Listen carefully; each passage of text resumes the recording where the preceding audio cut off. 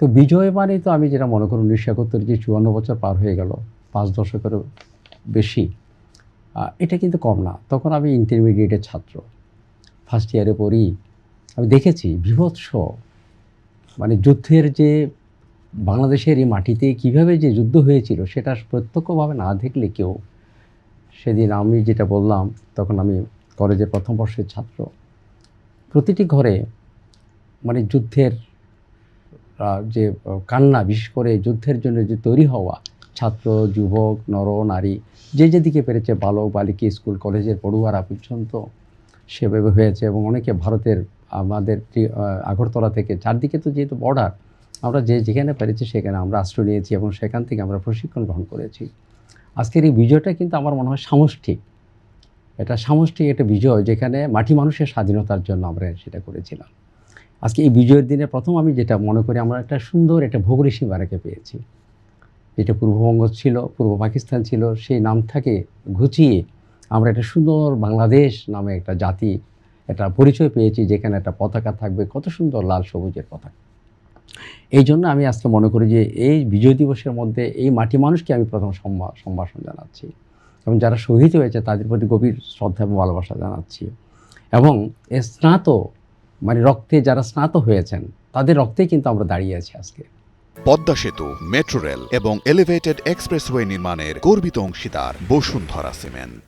তো বিজয় দিবসটা আমার মনে হয় শুধু বিজয়ের আনন্দের মধ্যে যাওয়াটা ঠিক হবে না, কৃতজ্ঞতা বোধ।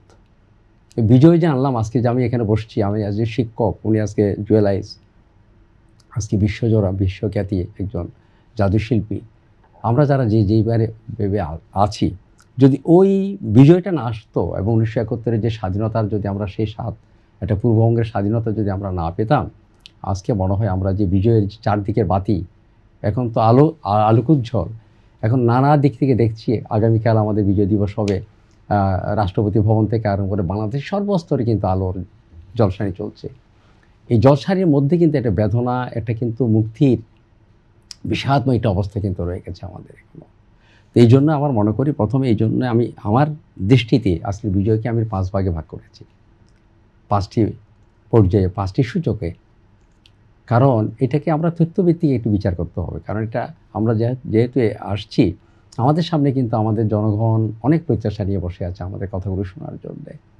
আমি মনে করি প্রথম হচ্ছে আমি যে কথাটি বললাম, 1971 মধ্যে এই বিজয়ের মাসে স্বাধীনতার মধ্য দিয়ে আমরা একটা নির্দিষ্ট ভৌগোলিক সীমারেখা পেয়েছি, 55,000 বা 56,000 বর্গমাইলের একটি সুন্দর একটি দেশ পেয়েছি। দ্বিতীয়ত পেয়েছি এদের অবদানে মাটি মানুষের যে স্বাধীনতা, আমাদের মাটিটা কিন্তু স্বাধীন হয়ে গেছে, তার মধ্যে এই বসবাসকারী মানুষেরও কিন্তু জনগোষ্ঠী কিন্তু স্বাধীন হয়ে গেছে।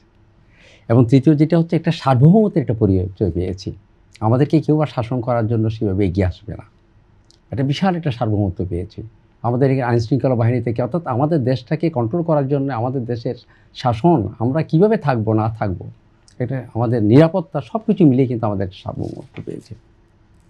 এবং চতুর্থ সূচকে আমার আছে কিন্তু স্বাধিকার, যে অধিকার নিয়ে আমরা অধিকারের জন্য, যেটা আমরা 1971 52 আন্দোলন দেখেছি, আমরা 62 68 আমরা আন্দোলন দেখেছি, তখন তো ছাত্র ছিলাম আমরা।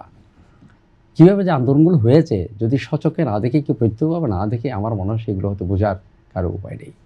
তো এই জন্য বলছি, এগুলো তো একদিন আর হয়নি, এই স্বাধীনতাটা একদিন আসে, বিজয় আমাদের একদিন আসেনি, এর স্বপ্ন তৈরি হয়েছিল কিন্তু অনেক আগে। তো এই জন্য বলছি আজকে যে স্বাধিকার, আমরা স্বাধিকার আমরা প্রত্যেক মানুষের জনগোষ্ঠী, যেটা স্বাধীনতার, যে বাঁচার স্বাধীনতা, শিক্ষার স্বাধীনতা, স্বাস্থ্যের স্বাধীনতা, অর্থাৎ একটা মানব জীবনের আর্থসামাজিক অবস্থাতে একটা সামষ্টিক যে স্বাধীনতা থাকে, এটার অধিকারের জন্য কিন্তু আমরা আজকে চেয়েছিলাম। সেই বিজয় দিবসে কিন্তু এটা একটা বিশাল একটা অর্জন বলে মনে করি। এবং এর মধ্যে আছে আমাদের স্বাধীনতা, যেমন বাক স্বাধীনতা, আজকে সাংবাদিকদের স্বাধীনতা, অর্থাৎ আমাদের কথা বলার স্বাধীনতা।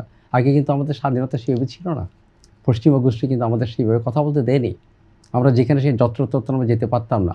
আজকে যে পদমর্যাদা হয়েছে সব জায়গার মধ্যে, যে প্রশাসন বলেন, নানা পেশাজীবীর যে পদমর্যাদা এসেছে আমরা কিন্তু পূর্ব পাকিস্তানের মধ্যে, সেই পাকিস্তান যদি অধীনে থাকতাম কিন্তু আমরা এগুলো ভোগ করতাম। এই যে বিজয় মানে আমি মনে করি এখানে ওই যে 5টি সূচকের বিজয়, এর মধ্যে সর্বোচ্চ মনে করি আমি এটা জাতীয়তাবাদী শক্তির একটা বিজয় হয়েছে, একটা গোষ্ঠীর না, কোনো বাঙালি গোষ্ঠীর কিন্তু বিজয় হয়নি। এই ভূখণ্ডে যারা বসবাস করে, জাতি, গোষ্ঠী, বর্ণ, ধর্ম, সম্প্রদায়, নৃগোষ্ঠী, সকল মানুষের যে একটা সকল বিজয়, মানুষের বিজয়। সকল মানুষের বিজয়টা হচ্ছে জাতীয়তাবাদী শক্তির একটা বিজয় হয়েছে, আমি যেটা মনে করি।